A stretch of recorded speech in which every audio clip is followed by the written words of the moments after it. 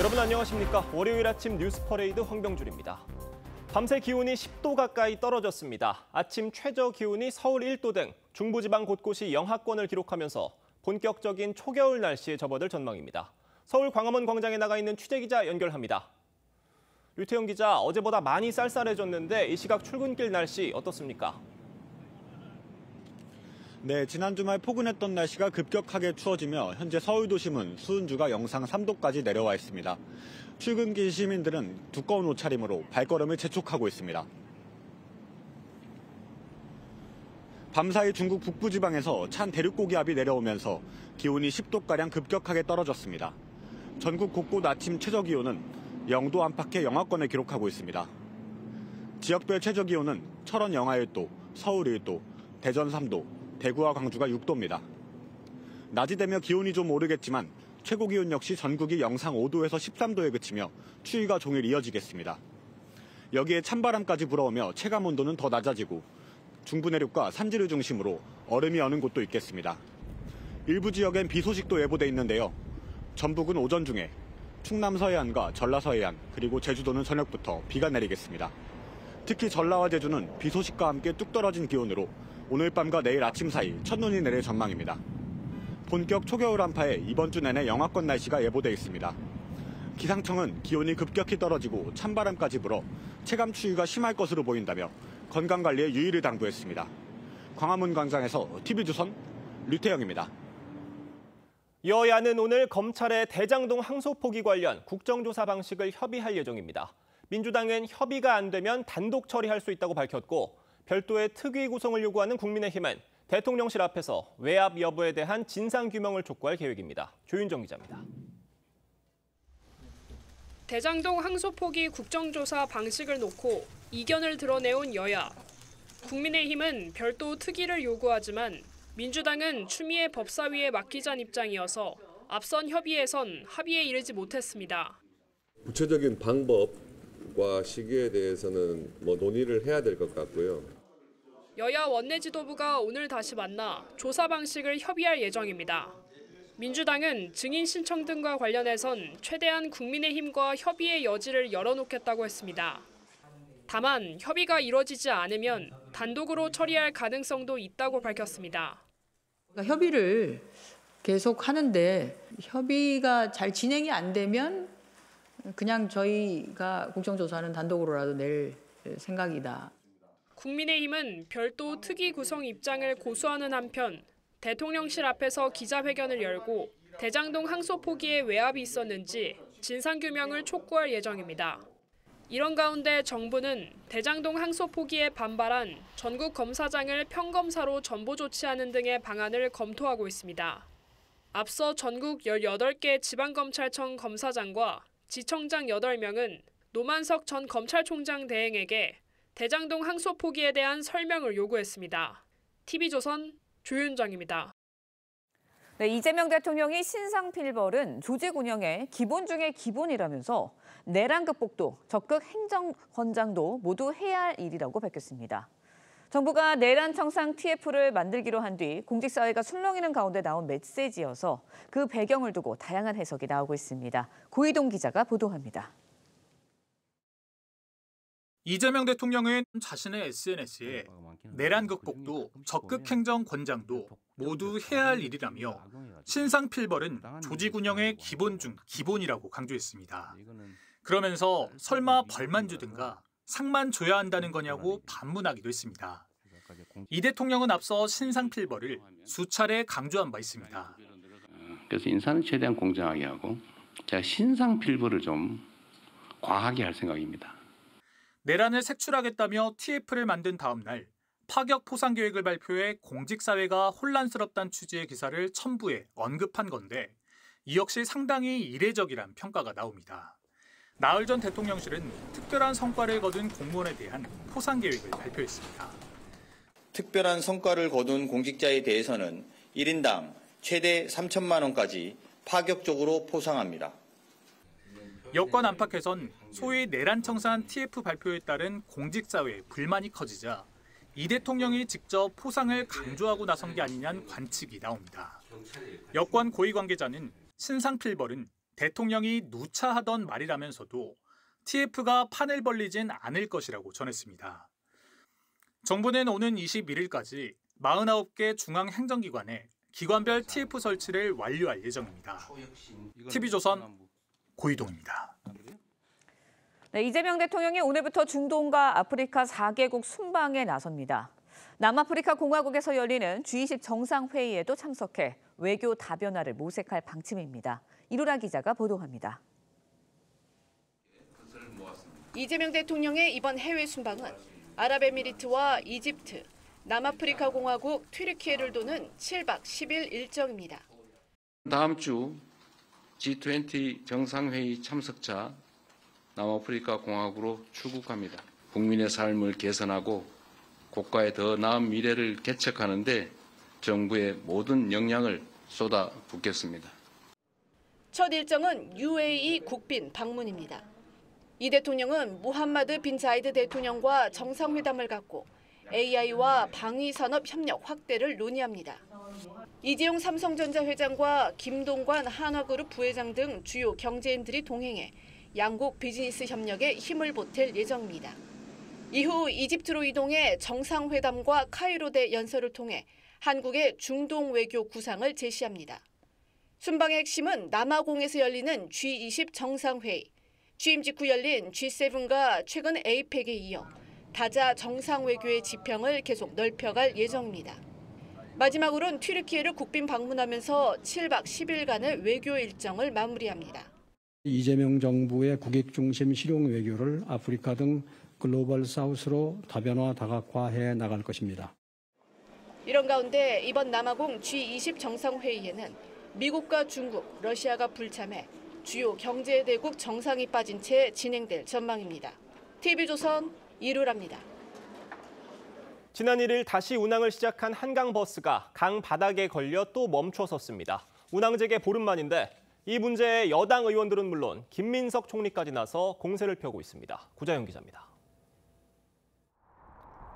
캄캄한 한강 위, 한강버스 한 대가 오도 가도 못하고 물 위에 서 있습니다. 저녁 8시 20분쯤 승객 82명을 태우고 가던 한강버스가 얕아진 수심에 멈춰선 겁니다. 탐석장에서 소리와 함께 그 배가 서 있다는 신고를 받고 출동을 했고요.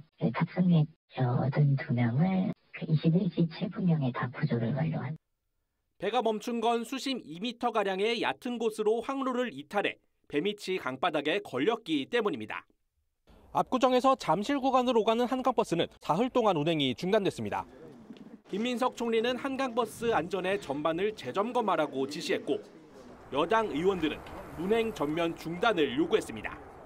운항 중단과 재개를 반복하면서 어떻게든 운항을 해보려고 밀어붙이고 있는데 끔찍한 사고가 날 수도 있지 않을까라는 우려가 있습니다. 오세훈 서울시장은 시민의 생명과 안전을 최우선에 두겠다면서도 안전 문제를 정치 공세의 도구로 삼는 것 바람직하지 않다고 했습니다.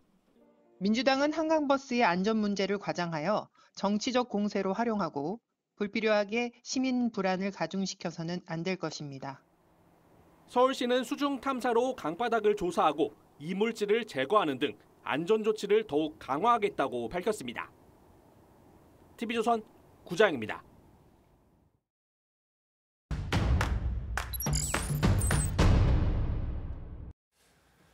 네, 이번 주 정치권 주요 이슈의 맥을 짚어보는 정치뷰 시간입니다. 정치부 한송원 기자 나왔습니다. 안녕하세요.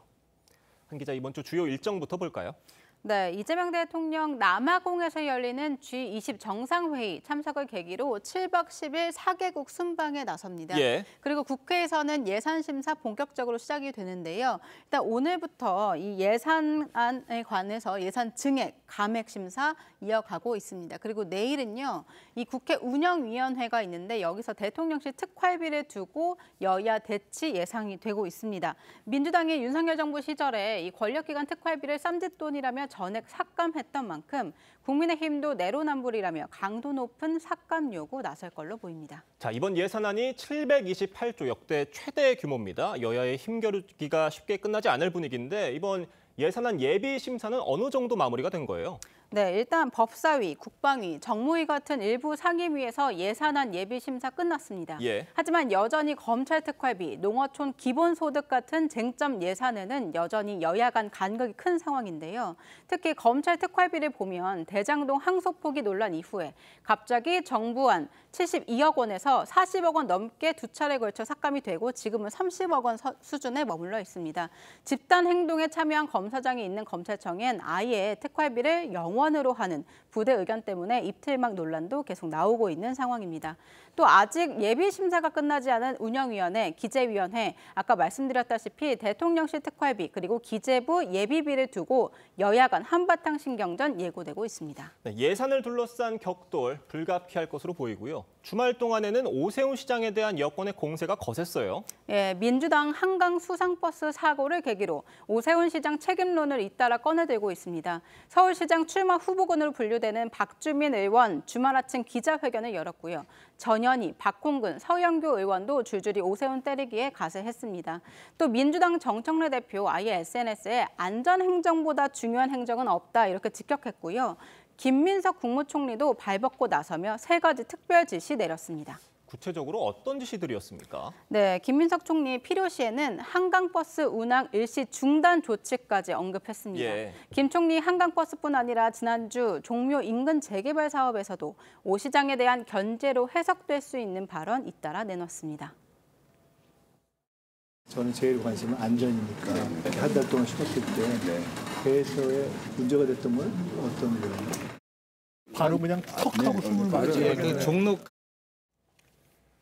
네, 어쨌든 여권에서 오 시장에 대한 견제구를 잇따라 던지자 오 시장은 이번 사고에 대해 신속한 보완 그리고 안전을 최우선으로 두겠다면서도 안전 문제를 이 정치 공세의 도구로 삼는 행태 바람직하지 않다 이렇게 반박하고 있습니다. 자, 김 총리의 이런 행보, 지방선거를 염두에 둔 것 아니냐 이런 해석이 나와요. 네, 이재명 정부의 11호 부동산 대책이 서울 민심의 직격타가 될 수 있는 만큼 여권 내부에서는 김 총리가 서울시장 출마설보다는 이 지방선거 뒤에 치러질 당대표 선거에 나설 거다 이런 시각이 더 우세했습니다. 그런데 현재는 이 대통령 민주당 대표 시절부터 전면에 나서기보다는 이 조용한 조력자 역할을 자처했던 김 총리 직접 목소리를 내기 시작하면서 여러 해석 나오고 있는 상황인데요. 어떤 방향이 됐든 오 시장에 대한 여권 견제 기류 내년 지방선거 전까지 이어질 가능성이 높습니다. 자, 이런 공세에 대해서 민주당 내부는 어떤 평가를 내리고 있습니까? 네, 내부에서는 선제적으로 제기하는 이슈 없이 공격만 계속적으로 하는 건 오히려 오 시장에 대한 존재감만 키워준다 이런 우려도 적지 않습니다. 여당에서 오세훈 시정 실패 TF까지 만들었지만 오 시장 지금 보시다시피 차기 선두주자 1위입니다. 그리고 이 또 하나 주목되는 건 11호 부동산 대책 이후의 강남 민심인데요. 2010년 서울시장 선거 때를 보면은 한나라당 후보였던 오세훈 서울시장 후보, 민주당 한명숙 후보의 0.6%포인트로 이겼습니다. 오 후보 서울 지역 25개 지역구 중에 17개에서 졌지만 개표 당일 새벽 4시부터 강남 3구에서 몰표가 쏟아지면서 간신히 이겼습니다. 여권 핵심 관계자 이 사례를 주목하면서 이 강남 3구를 비롯해 동작을, 강동, 갑 같은 5개 지역의 민심 변화, 촉각을 곤두세우고 있다 이렇게 설명을 했습니다. 국민의힘 분위기는 어떻습니까? 예, 이 부동산 대책이나 대장동 사건, 항소 포기 논란 등 여권 악재에도 국민의힘이 반등하지 못하고 있는 점, 이 점이 고민 지점입니다. 국민의힘 현재는 우선 지지층부터 단단히 다지고 중도 확장에 나서야 한다 이런 건데요. 윤석열 전 대통령 구치소 면회 아니면 우리가 황교안이다 이런 발언 등이 잇따라 나오면서 국민 눈높이를 걱정하는 내부 목소리 적지 않은 상황입니다. 알겠습니다. 한 기자 잘 들었습니다. 미 해군 최고 사령관이 한국의 핵 추진 잠수함 추진을 의미 있게 평가하면서 중국 억제에 활용될 것이라고 언급했습니다. 한국의 역할을 강조하는 대목에선 영화 스파이더맨을 인용하기도 했습니다. 이태용 기자입니다. 서울을 찾은 데릴 커들 해군 참모총장은 한국의 핵 추진 잠수함 추진을 역사적 순간이라고 평가했습니다. It's an historic moment for both of our countries that the United States has made a commitment to move forward with helping Korea build nuclear-powered fast-attack submarines. 한국 핵 잠수함이 중국 억제 역할을 할 것으로 보느냐는 질문에는 전 세계 어디든 장기간 전개가 가능한 전략 자산이라며 중국 억제에도 활용될 것이라고 답했습니다. The utilization of that submarine for counter China, I think is a natural expectation. 커들 총장은 중국을 미국의 전략적 최우선 위협으로 규정하면서 영화 스파이더맨 대사를 인용해 한국의 역할을 강조하기도 했습니다. As they say in the movie Spider-Man, with great power comes great responsibility. I think there will be a responsibility for Korea to deploy those submarines globally. 이재명 대통령은 지난달 말 한미 정상회담에서 트럼프 대통령에게 핵잠 도입을 설명하면서 북한과 함께 중국을 언급한 바 있습니다. 대만 유사시 한국의 역할에 대해선 전력 총동원 상황이 된다며 일정 역할을 피할 수 없다고 했고 중국의 서해 구조물 설치 등에 대한 단호한 대응도 강조했습니다. 다만 핵 잠수함 건조 장소에 대해선 말을 아꼈습니다. 커들 총장은 방한 기간 HD현대중공업과 하나오션 등 조선소를 방문하며 한미 조선협력 프로젝트인 마스가 관련 논의도 했습니다. TV조선 이태형입니다.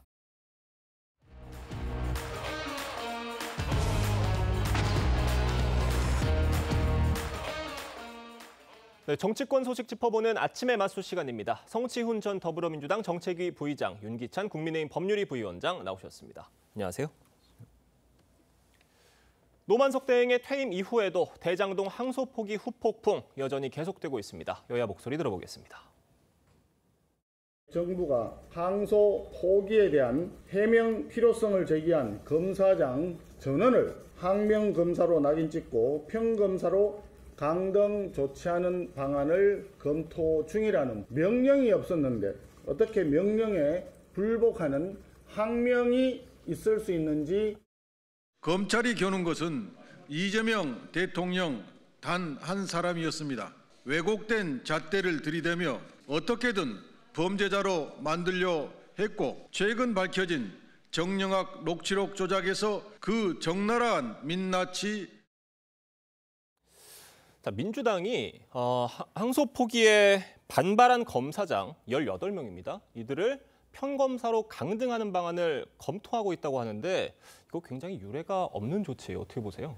저게 이제 사실상 강등 징계죠. 예. 그러니까 저게 이제 검사 같은 경우에는 그 평검사와 그 대검검사 이렇게 나눠져 있단 말이에요. 그러니까 사실은 강등이라고 저희가 표현하지만 보직을 그렇게 준다는 거거든요.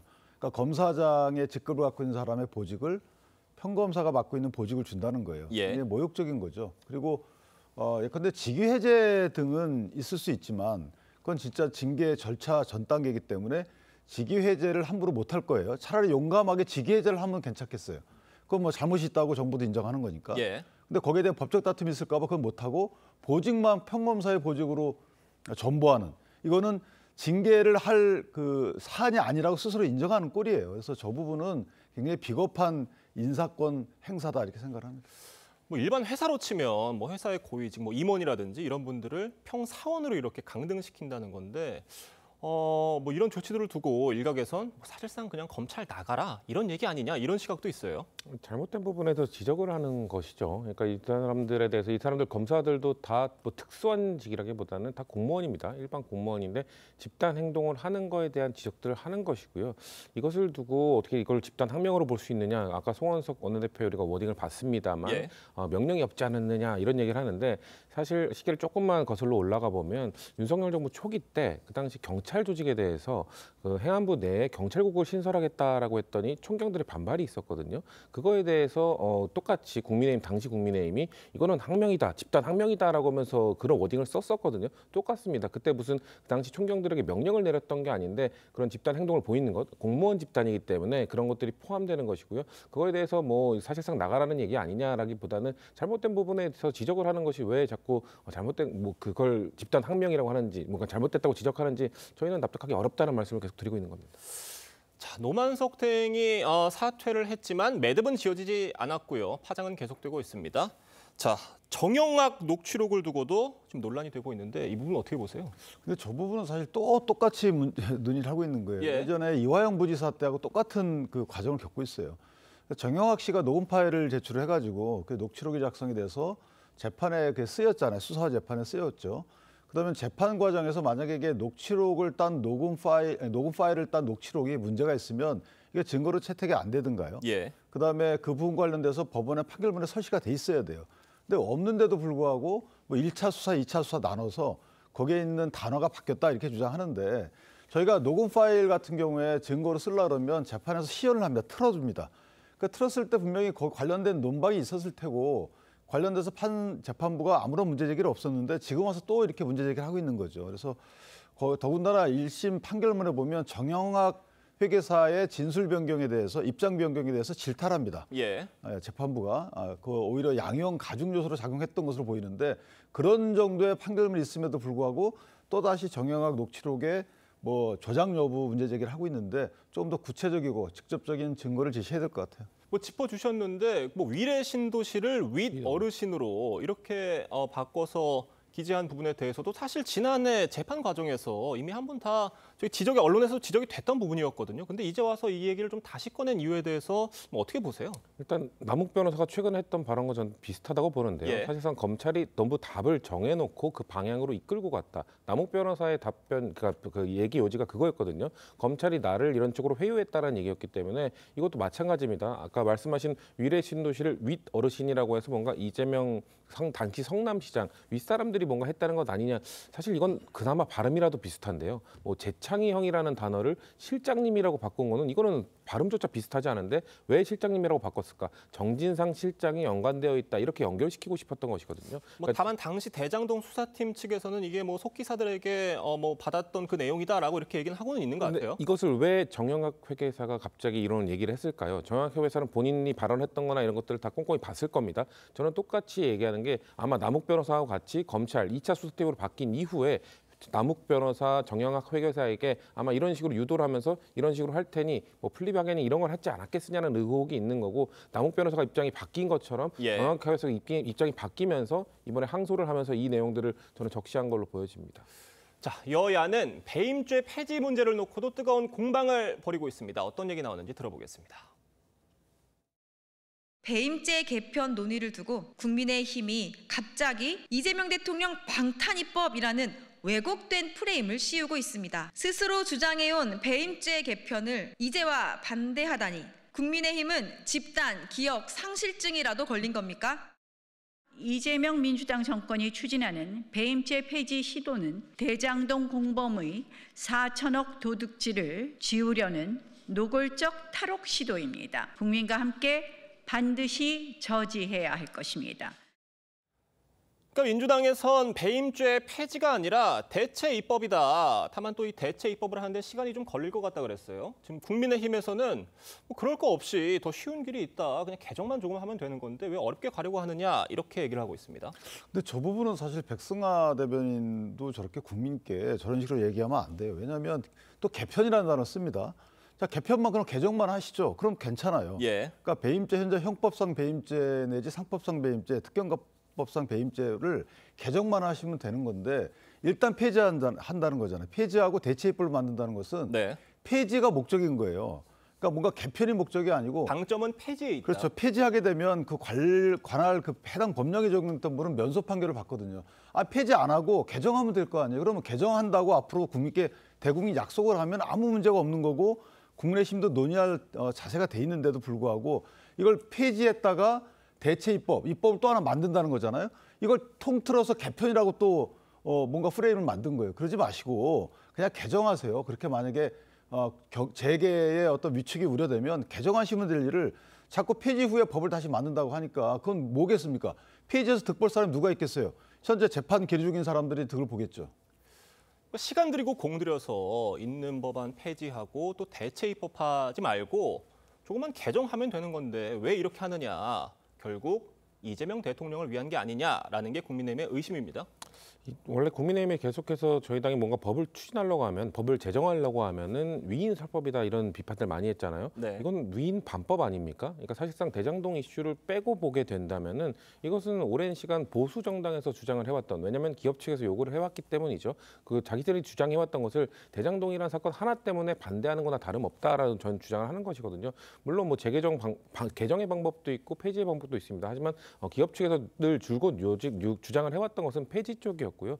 이번 주말에 어제 그 기업 총수들을 이재명 대통령이 만나면서 이야기했던 것이 규제 완화 등등의 다양한 대책들도 주겠다. 왜냐하면 지금까지 너무 채찍만 줬기 때문에 당근도 주면서 기업들의 이런 국내 일자리 창출이나 이런 거를 위한 좀 당근책들을 좀 제시하겠다. 그 중에 하나가 이제 배임죄 폐지이기 때문에 너무 그렇게 이것을 막 한 명을 위한 반대 이렇게 할 것이 아니라 그럼 좀 들여다보고 끝까지 그러면 개정이라고 주장하고 뭐 아니면 이거를 넣자 이런 식으로 바꾸자 폐지한 다음에 대체법을 이런 방향으로 가야 된다고 말씀하는 것이 지난 십수년 동안 국민의힘 보수 정당이 주장해왔던 것과 일맥상통할 거라고 말씀을 드리고 싶은 근데 거죠. 저희가 사실은 이제 배임죄 관련 다듬을 필요는 있다고 주장을 해온 건 맞아요. 그런데 그건 상법상 배임죄를 주로 얘기했던 거예요.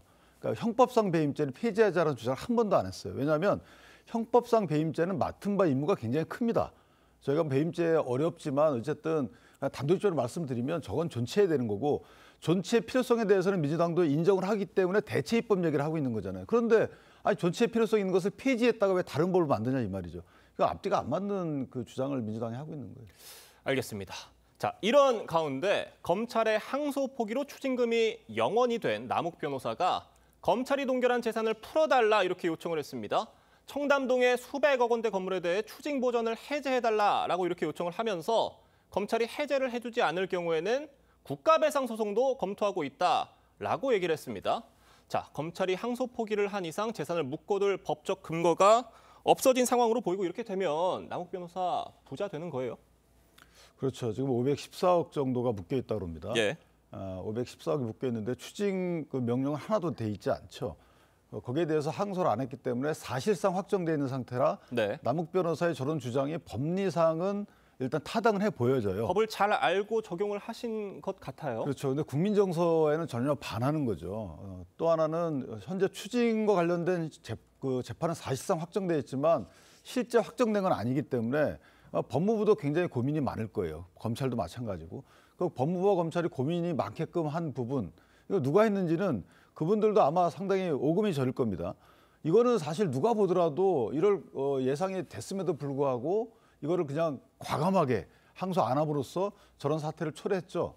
글쎄요, 저는 뭐 국민적 정서가 어떤지를 다 떠나서 시간이 지나면 잊혀진다 이렇게 생각할지 몰라도 저 부분은 정말 정책 결정하신 분들, 항소하지 않기로 결정하신 분들, 거기에 관여한 분들 반성을 떠나서 이 부분은 글쎄요, 민사적으로 책임을 져야 되는 게 아닌가 이런 생각합니다. 아니, 그러니까 정성호 법무장관이 민사로 추징금 다 추징할 수 있다고 얘기를 했었잖아요. 근데 저렇게 되면 남욱 변호사로부터 추징하기 어려워진 게 아닌가 싶거든요. 어떻게 보세요? 일단 저는 정성호 장관처럼 민주당에서도 이거에 대한 추징 보전 필요하다는 입장입니다. 그렇기 때문에 이번에 이 추징 보전 해제를 받아주지 않을 가능성도 충분히 높다고 보고요.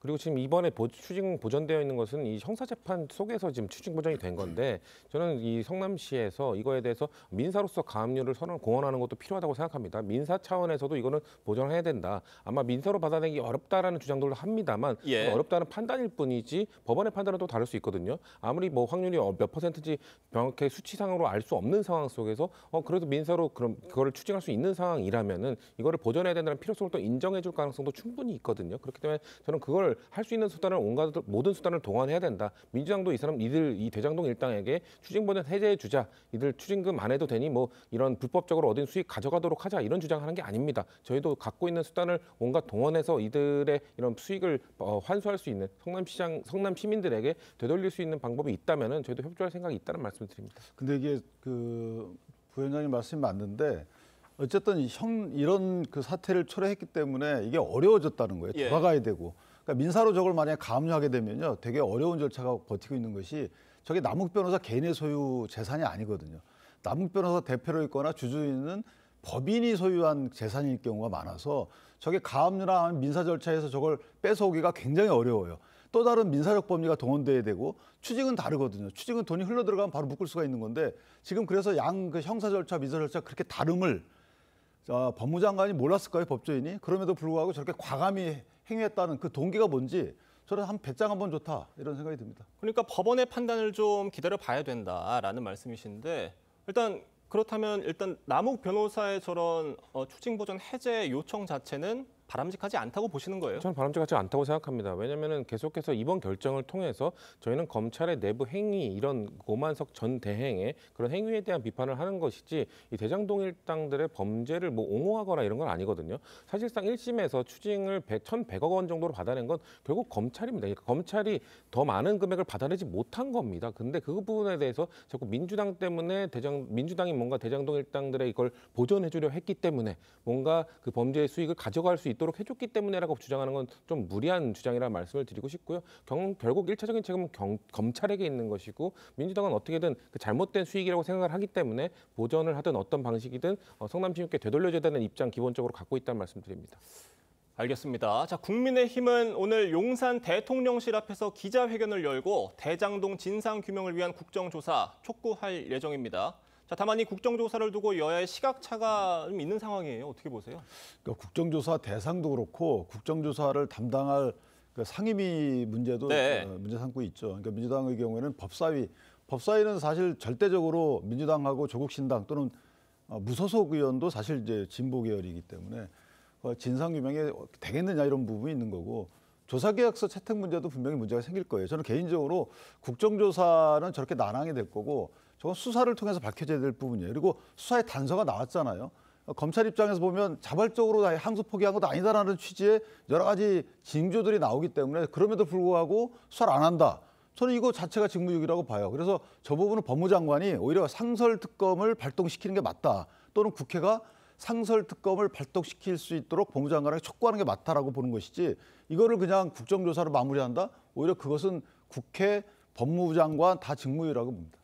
민주당이 맘만 먹으면 국정조사는 추진할 수 있을 것으로 보이는데 국정조사로 충분히 규명이 될 것이라고 보십니까?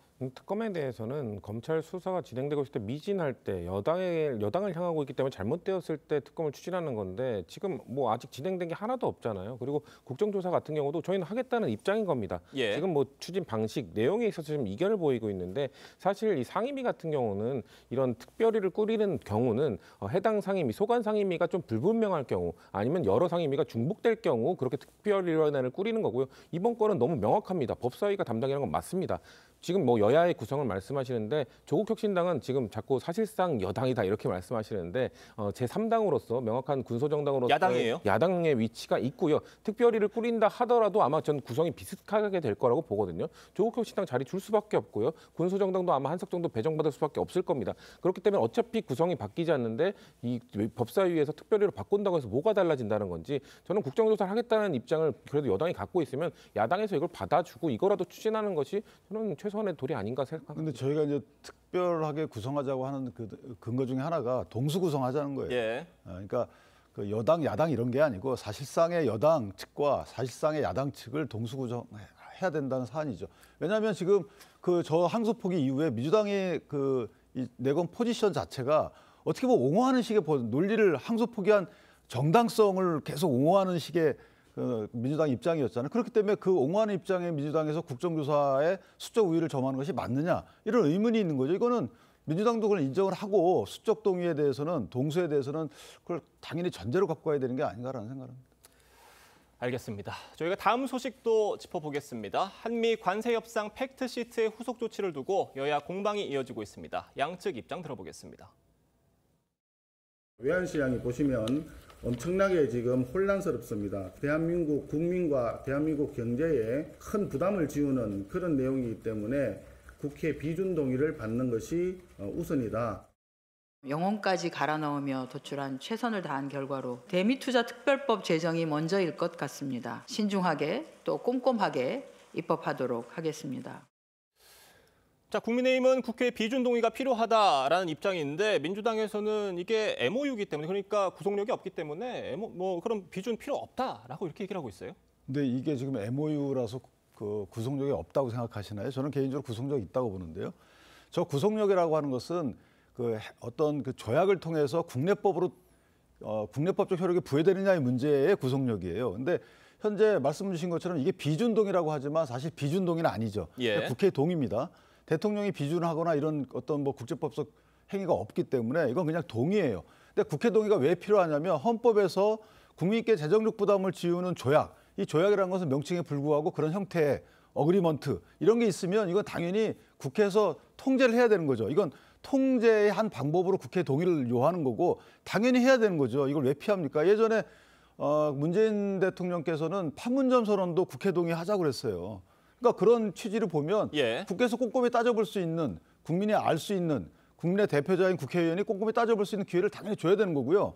특별법이라는 것은 차원이 달라요. 이 특별법을 만드는 것은 지출과 관련돼서의 법적 근거를 만드는 거기 때문에 이거 분명히 다른 차원의 다른 평면의 문제라서 아니 국회 동의 절차를 회피하는 이유를 잘 모르겠어요. 그러니까 국민 경제에 큰 부담을 지우는 이런 내용이기 때문에 국회가 좀 따져볼 기회는 줘야 되는 거 아니냐라는 이런 주장들입니다. 일단 아까 말씀하신 것처럼 헌법에 조약이라고 되어 있어요. 그러니까 단어가 그렇게 조약이라고 들어간 거는 다 의미가 있는 거라는 말씀을 드리고요. 저희도 협상 초기에는 사실 정부가 이 통상 조약법에 따라서 절차를 진행했기 때문에 만약에 조약으로 결과가 맺어졌다면 당연히 비준을 뱉는 게 맞겠죠. 근데 결국 결과가 조약이 아니라 MOU였기 때문에 그걸 말씀을 드리는 것이고 또 변수가 많다는 겁니다. 지금 국민의힘은 오히려 환율을 변수로 이야기하면서 불확실성 때문에 해야 된다고 말하는데 저희는 트럼프라는 변수, 미국이라는 변수. 왜냐하면 지금 미국의 트럼프 대통령이 관세 협상에 관련해서 연방 대법원의 지금 판단을 지금 받아야 되는 상황이지 않습니까? 그게 만약에 우리가 비준돈 절차를 거쳤는데 갑자기 뒤집어진다. 그러면 참 상황이 애매해질 수도 있거든요. 그러니까 미국은 그리고 이번 트럼프의 관세 협상에 대해서 비준을 받지 않았습니다. 양국 간 이걸 동일하게 해야 되는데 그것도 맞지 않는다는 점에서 저희는 비준 동의가 아니라 특별법을 통해서 이거를 해결해야 된다고 말씀만 드리고 있는 겁니다. 근데 저게 사실은 국회 동의를 받는다고 해서 강제력이 생기는 건 아니에요. 제가 아까 말씀드렸지만 이게 대통령이 비준을 하고 그 비준에 대해서 우리가 국회가 동의를 하면 그런 강제력이 생겨요. 국내법적 효력이 생깁니다. 근데 그게 아니고 그냥 국회 동의만 있게 되면 그건 비준에 따른 동의가 아니기 때문에 헌법상의 비준 동의가 아니에요. 그러니까 지금 말씀하신 것처럼 법적 효력이 없다고 하는데 어떻게 강제성이 생깁니까? 그러니까 국회의 동의 절차만 거쳐서 어떻게 보면 국내법적인 타당성을 확보하는 것뿐이지 이게 법적 효력과는 상관없다. 네, 이런 상황에서 이재명 대통령 재계와 만났습니다. 영상으로 보겠습니다.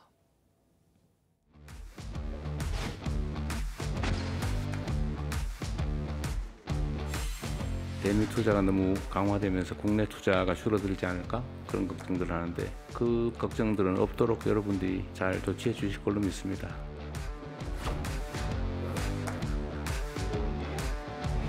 향후 5년간 매년 6만 명씩 국내에서 고용을 하겠습니다. AI 데이터 센터는 수도권 이외 지역에 짓는 걸 원칙으로 하겠습니다. 현대차 그룹은 향후 5년 연간 25조 원 규모의 투자를 추진할 예정입니다. 국내 전기차 전용 공장 신설을 통해서 자동차 차량 수출을 2030년까지 현재 대비해서 2배 이상 확대할 계획입니다. 대미 투자에 따른 국내 투자 공백, 기업이 나서서 좀 메꿔달라라는 자리였던 것 같아요. 어떻게 보셨어요? 사실 대미 투자도 기업들이 정말 노력을 해줘서 잘 된 건데 국내 투자도 이렇게 막 압박하는 것이 너무한 거 아니냐 이런 비판들도 있습니다. 그렇기 때문에 지금 이재명 대통령께서 우리 세금 깎아주는 건 안 하겠다, 법인세 인하는 안 하겠다고 또 공언을 했습니다. 대신에 규제 완화, 각종 이런 규제를 완화하고 아니면 철폐하는 거에 대해서 충분히 들어줄 생각이 있으니까 신속하게 보고를 해라. 그럼 내가 그걸 검토하고 충분히 들어줄 테니까 아까 제가 잠깐 언급했던 당근과 채찍을 동시에 주겠다는 말을 하고 있는 겁니다. 알겠습니다. 오늘 말씀은 여기까지 듣겠습니다. 감사합니다. 조태용 전 국가정보원장이 구속 적법성을 다시 판단해달라고 법원에 요청했지만 받아들여지지 않았습니다. 서울중앙지방법원은 국정원법 위반과 직무유기 등 혐의로 구속된 조 전 원장에 대한 구속 적부심을 연 뒤 청구를 기각했습니다. 조 전 원장 측은 구속 사유인 증거인멸 우려가 없고 혐의에도 다툼의 여지가 있다고 주장했지만 법원은 이를 받아들이지 않았습니다. 네, 수험생을 태운 오토바이가 다른 대학 고사장으로 가는 모습입니다. 수능이 끝나고 대학별 논술 전역이 본격적으로 시작이 되면서 지난 주말 서울 주요 대학 앞에서 포착된 장면인데요. 주말에 시험이 몰리다 보니 불법인 퀵 오토바이를 타고 아슬아슬하게 이동을 하고 있는 겁니다. 이낙원 기자가 현장 취재했습니다. 수험생을 태운 오토바이가 대학 정문 앞에 멈춰섭니다. 수험생은 다급히 고사장으로 달려가고 학부모는 오토바이 기사에게 휴대폰으로 돈을 붙입니다. 어디서 오셨어요? 대구에서. 대구에서부터 퀵으로. 너무 막혀서 여기 앞에서. 고사장 앞엔 시험 종료 20분 전부터 이렇게 수험생들을 이송할 오토바이 수십 대가 기다리고 있습니다. 시험 종료 직후 달려나온 수험생들이 곧바로 올라타고 수험생을 태운 오토바이는 버스 전용 도로로 질주합니다. 서울 주요 대학 논술 전형이 주말 오전 오후에 몰리다 보니 한 곳이라도 더 시험을 보려는 수험생들이 퀵 오토바이를 타고 이동하는 겁니다. 저는 이제 그냥 버스 타고 갈 생각이에요. 근데 어제 지금 그 논술 학원에서 무슨 소리 하냐, 너 지금 무조건 퀵을 타고 가든 뭘 해야 된다. 일반 퀵 서비스의 10배에 달하는 운임에 오토바이 기사들도 대학으로 몰렸습니다.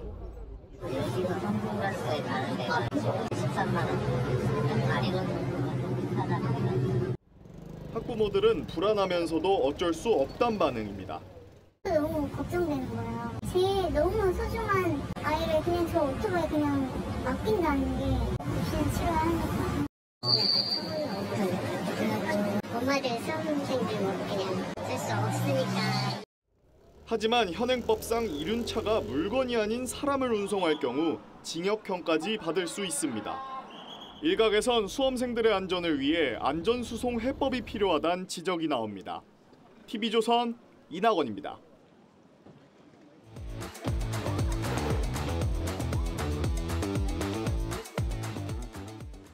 네, 화제가 된 사건 사고 소식 짚어봅니다. 아침의 이슈 시작합니다. 강전의 변호사 조기현 변호사 함께합니다.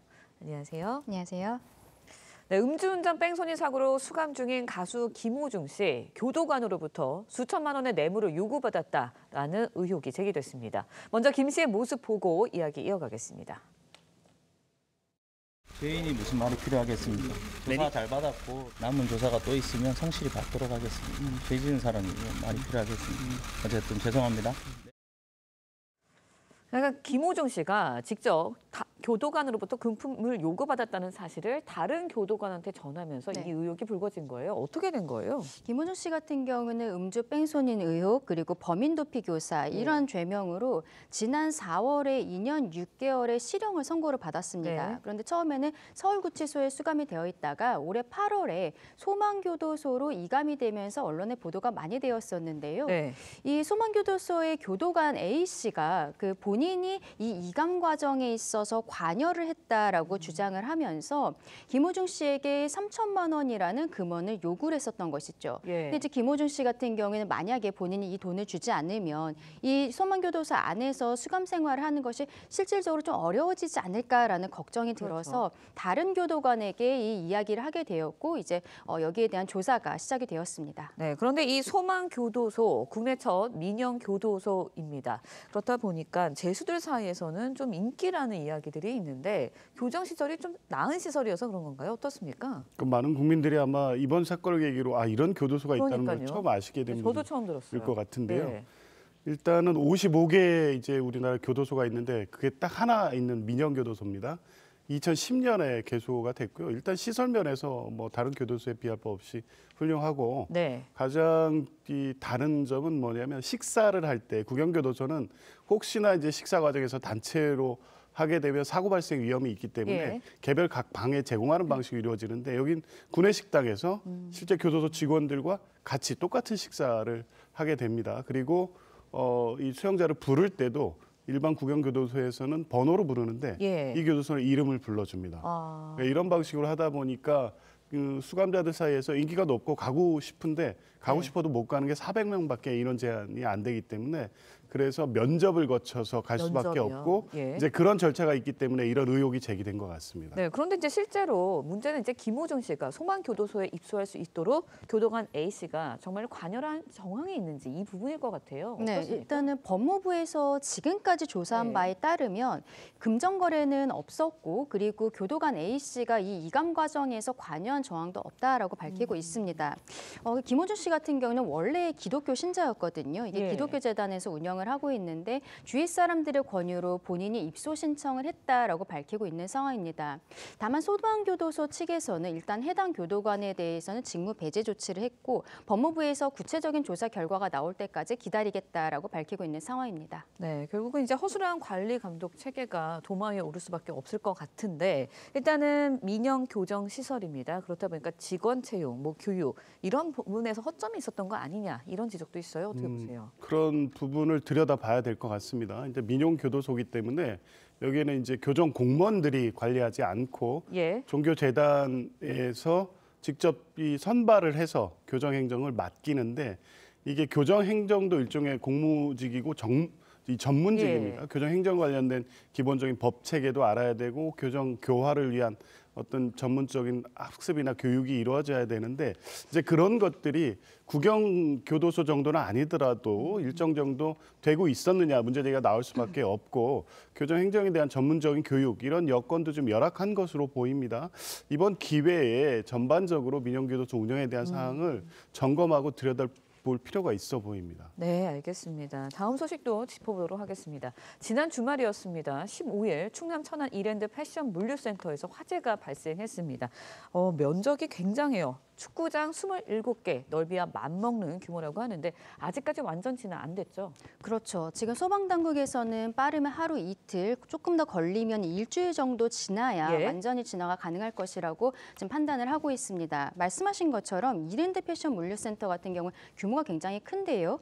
2014년에 준공이 되었는데 지하 1층에서 지상 4층까지 있고 이것이 연면적 축구장 27개 분량입니다. 근데 이게 지금 진화가 오래 걸리고 있는 상황에 대해서는 철골 구조물로 이게 이루어져 있는데 예. 이게 오랫동안 그 불에 노출이 되다 보니까 붕괴 위험이 있다는 것이죠. 네. 실제로 또 일부는 이미 붕괴가 되어서 소방당국이 중장비를 이용해서 철거도 같이 하고 있는 상황이거든요.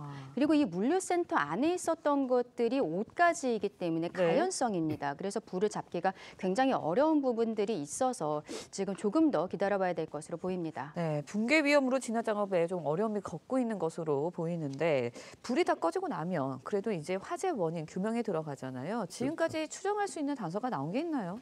일단 CCTV로 확인된 바는 예. 물류센터 3층과 4층 사이에서 불꽃 현상, 그러니까 스파크 같은 게 튀는 게 이제 보였다고 합니다. 그러니까 이제 전기로 인한 화재 발생 원인이 1차적으로 추정이 되는데 과거 이제 사례들을 보면 예. 여러 가지 다른 원인이 관여될 수 있기 때문에 완진 이후에 추가적인 조사를 통해서 화재 원인을 밝힐 수 있을 것 같습니다. 네, 그런데 이제 화재가 발생하기 3일 전에 관할 소방서와 기업 관계자 화재 예방 간담회를 열었다라는 사실이 확인이 됐습니다. 네. 그런데 이제 간담회를 열었는데 3일 후에 이런 화재가 난 거예요. 그러다 보니까 이게 너무 형식적이었던 거 아니냐 이런 지적이 있어요. 네, 그런 지적들이 지금 나오고 있습니다. 일단은 최근에 화재 발생이 많아서 지난 12일에 천안 동남소방서에서는 이게 풍세산단에 있는 건물인데요. 풍세산단에 있는 기업 입주자들 그리고 천안시 또 소방서장까지 해서 이 간담회를 열었다라고 합니다.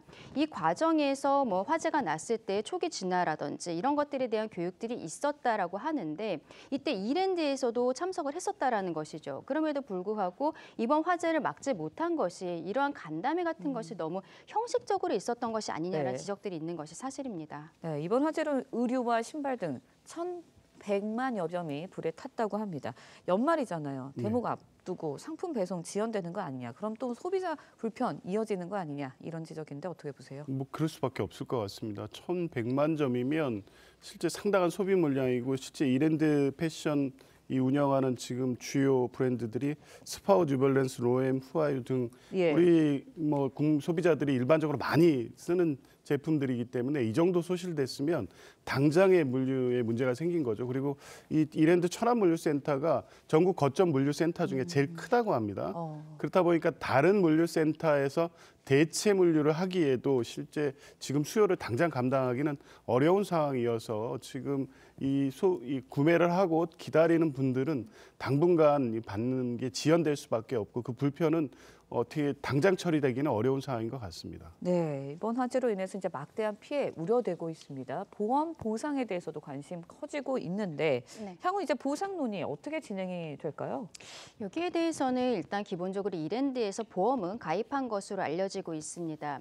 이렇게 커다란 공장이라든지 물류센터 같은 경우에는요. 보험사 한 군데만 하는 것이 아니라 간사보험사를 지정을 하고 그리고 한 4-5개 정도의 보험사를 추가적으로 지정을 하게 되는데 일단은 하나손해보험에서 간사보험사로 지정이 되어 있다고 합니다. 간사보험사가 보통 한 50% 정도의 비율을 부담을 하고 나머지 보험사들이 나머지를 하게 되는 상황인데요. 이게 결국에는 이제 화재의 원인이라든지 이런 것들이 다 규명이 된 이후에 보험금이 지급이 되게 되는데 일단 지금까지의 상황으로는 보험금 지급 자체는 그렇게 어렵지 않은 것으로 소방당국에서는 파악하고 있는 것으로 알려지고 있습니다. 네, 아직까지 인명피해 소식은 들려있지 않고 있는데 진화 작업 조속히 마무리됐으면 하는 바람입니다. 두 분과는 여기까지 이야기 나누도록 하겠습니다. 오늘 말씀 고맙습니다. 네, 다음 소식 전해드립니다. 지난달 왕실 보석절도 사건이 있었던 프랑스 루브르 박물관에서 또다시 보안에 허점이 드러났습니다. 현지 시간 15일 현지 매체에 따르면 벨기에 출신 티토커 2명이 모나리자 전시실에 자신들의 얼굴 그림이 걸었다며 SNS에 영상을 공개했습니다. 이들은 레고로 분리 조립되는 액자를 이용해 보안 검색대를 통과한 뒤 모나리자 근처 벽에 자신들의 얼굴 사진 액자를 조립해 걸고 곧바로 빠져나간 것으로 전해졌습니다. 이들은 과거에도 무모한 도전 영상으로 논란을 빚었습니다.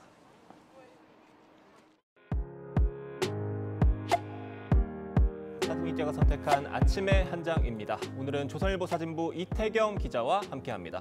안녕하세요. 오늘 볼 사진 어떤 건가요? 네, K-팝 데몬헌터스가 지난 주말 서울 밤하늘을 수놓았는데요. 인기 애니메이션 캐데헌을 주제로 한 드론 공연입니다. 현장 모습 사진으로 만나보겠습니다. 서울 여의도 한강공원입니다. 올해의 마지막 한강 드론 라이트 쇼가 펼쳐졌는데요. 2000여 대의 드론이 일제히 날아오르자 캐데헌의 캐릭터들이 밤하늘을 수놓습니다. 루피, 진우, 더피 등 애니메이션 속 인기 캐릭터들이 한강의 야경과 어우러져 진풍경을 만들어냈습니다. 자, 이렇게 드론 쇼로 보니까 더 반가운 것 같습니다. 네, 그렇습니다. 올 한 해 K컬처의 위상을 높인 작품이라 더욱 의미 있게 느껴지는데요. 이번 공연은 올해의 마지막 한강 드론 라이트 쇼로 피날레를 장식했습니다. 캐데헌 드론 쇼는 지난 9월 공연 이후 앙코르 요청이 이어지면서 기존보다 더 많은 드론을 투입해 한층 더 웅장한 규모로 공연이 펼쳐졌고 한강을 찾은 많은 시민들이 이 특별한 순간을 함께했습니다.